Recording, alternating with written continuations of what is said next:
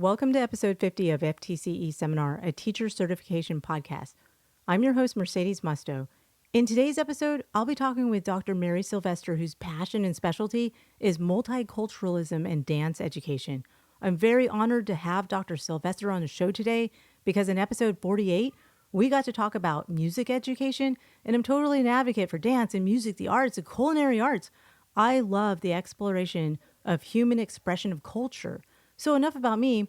Welcome to the show, Dr. Sylvester. We're glad to have you on today's podcast. Thank you for having me. I think this is a great place to start, Dr. Sylvester. I mean, before we dive into dance education, looking back at your life, was there one specific moment or event that set you on the path of where you are today? So dance has actually always been a part of my life. I began my formal dance education at the age of 3. My mom was actually a dance educator, and her love of dance inspired me and my personal passion of dance as well. And I can remember as early as kindergarten writing in certain small assignments where we would be asked what we want to be when we grow up. And I knew as early as kindergarten that I wanted to be a dance teacher. But in terms of multiculturalism relative to dance education, what really inspired my work within that was my first year of college. So prior to that, I had what would be considered a more traditional private sector dance education experience that didn't include a tremendous amount of information relative to dance history and dance culture. So in college, when I began actually studying cultural dance forms, as well as the history of dances, it really was eye-opening for me and inspired me to further do research within those areas, but also explore some of those dance forms on my own as well. And that further led me to recognize the importance of incorporating students' backgrounds within dance education as well, even if it's not directly related with the style of dance being taught. I really love your depth of knowledge in this area. I'm thinking, so I can see how dance has impacted your life. Can you share a specific way in which dance has positively impacts the lives of others? So one of the great things about dance is that it's universal in the sense that everyone can dance in some way. It may be different from one person to another, but dance is for everyone. And everyone dances for different purposes. Sometimes it's for self-expression. Sometimes it's as a form of art or exercise. It may be more of a sport to some people, but it also can be an important part of one's culture. And that may even be on a daily basis. So with that, I think that dance, because it's universal in the sense that it can be open to everyone, that in itself is a benefit. It's something that everyone can participate in some way. And I think that in terms of an impact, one thing that's really important is that develops a very strong mind-body connection. And there aren't always, all activities don't always emphasize that to that extent. So I think that that's a really important aspect of participating in dance education specifically. And that mind-body connection is important in one's development and their understanding of themselves. It's great that you bring that up because I'm thinking in the last podcast about music education, the research, someone in the research said, if I didn't have music, I would feel like something was missing. And I feel like that about the arts. So like, I need music and I need dance and I need culture and I need lovely food. I dance just to feel better. I'll tell you what, I am the person who's dancing when no one's watching.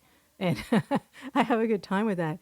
I can see that education's changed over the years, and I believe that dance education has probably changed over the years too. Ideally, what would dance education look like? So when we look at dance education, it's going to differ based off of the environment in which it's been implemented.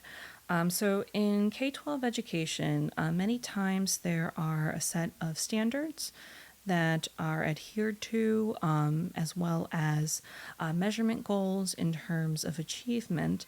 And many times that includes aspects of history and culture.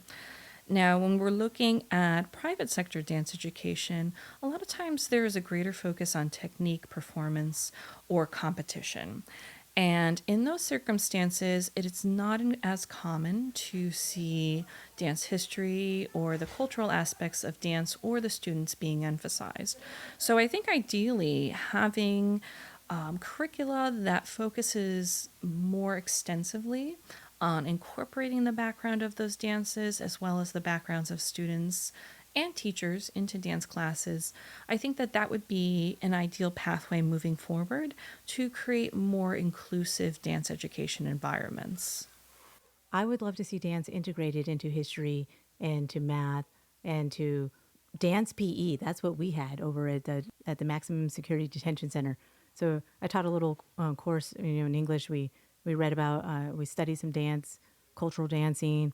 Then we followed it up, with a little video because that's kind of what we had to work with. And then we would dance, and that's what we were all working towards was dance. And then we kind of echo that over into dance PE, which was phenomenal. Dr. Sylvester, I love stories of inspiration. Was there someone, a mentor, a role model, someone that inspired you? Tell me about that. So, my main role model throughout my life, in all aspects of my life, has been my mom. She is such a hardworking and selfless person, and those are virtues that I really try to strive to achieve in my own life.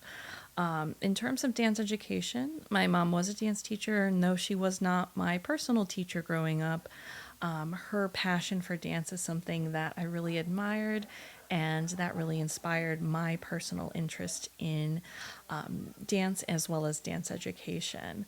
I was very fortunate growing up to be exposed to many different aspects of performing arts, whether it be dance or music or theater. And through those opportunities that helped to foster my personal interest within performing arts and specifically dance.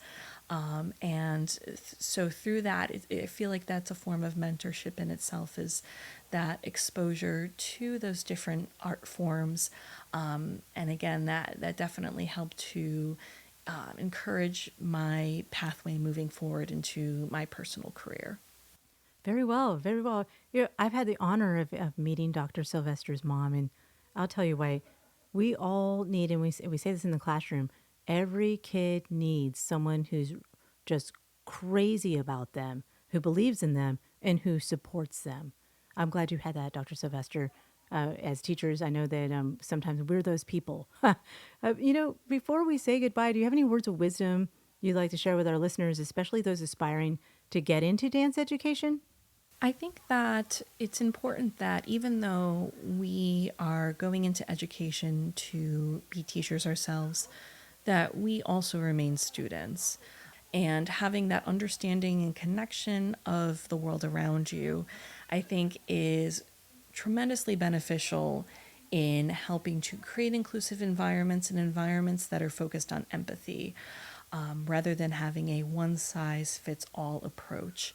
So approaching dance education with an open mind and being able to continue to learn and continue to understand the people and the students around you, I feel like that is a substantial aspect of being an educator in our world today. Dr. Sylvester, I want to express my sincere gratitude for you joining us today. You came all the way down to Pensacola, Florida, and I'm glad to welcome you to Pensacola. It's beautiful out today. It's always hot, and it's always beautiful. We love Florida. Is there anything that you'd like to add in your final thoughts that you'd like to share with our listeners before we conclude? I think that just going into education as with an open mind and looking at all of your students as individuals, remembering that they are unique human beings that have their own needs, their own interests, their own backgrounds, and being willing to support them in those interests and being able to highlight and praise their personal backgrounds in educational environments. Well said. I've been thrilled to both attend and present with Dr. Sylvester at national teacher conferences 2 years in a row. She's a phenomenal educator and an amazing person Dr. Sylvester, I look forward to having you back on the show, especially as you progress through your career. Again, thank you for visiting. Thank you so much, Mercedes. It's been an honor to talk with you. We're going to wrap it up. This is your host, Mercedes Musto. Join me again on FTCE Seminar, a teacher certification podcast.